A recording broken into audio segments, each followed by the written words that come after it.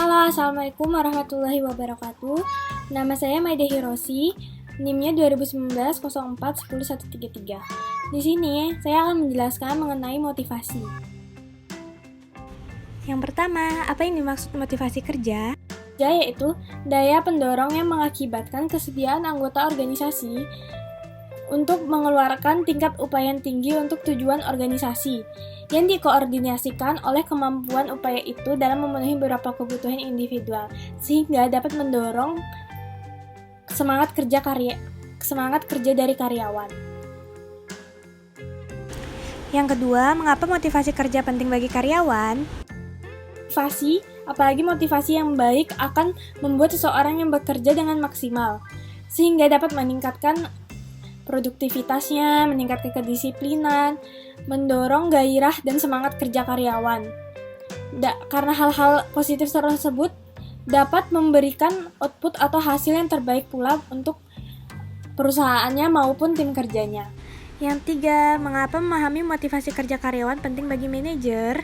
Karena itu tugas dari manajer itu, karena itu tanggung jawab besar bagi manajer. Selain itu, sebagian besar karyawan itu banyak yang tidak termotivasi, seperti merasa tidak cocok dengan pekerjaan atau perusahaannya.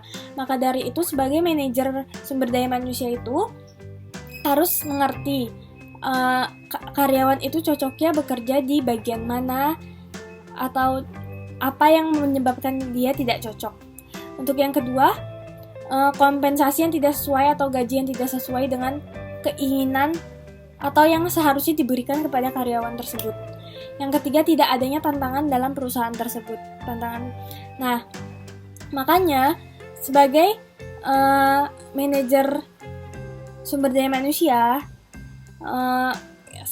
harus memberikan objektif atau tujuan yang jelas dari pekerjaan mereka. Misalnya, karena kalau misalnya karyawan yang tidak mempunyai tujuan dalam pekerjaannya tersebut, ia akan merasa apa yang dikerjakannya itu tidak memiliki arti. Untuk yang kedua, seseorang manajer dapat meluangkan waktu dalam memberikan feedback tentang apa yang dihasilkan oleh karyawannya. Misalnya, karyawannya melakukan pekerjaan yang baik. Seorang manajer dapat memberikan feedback. Misalnya seseorang manajer dapat memberikan feedbacknya.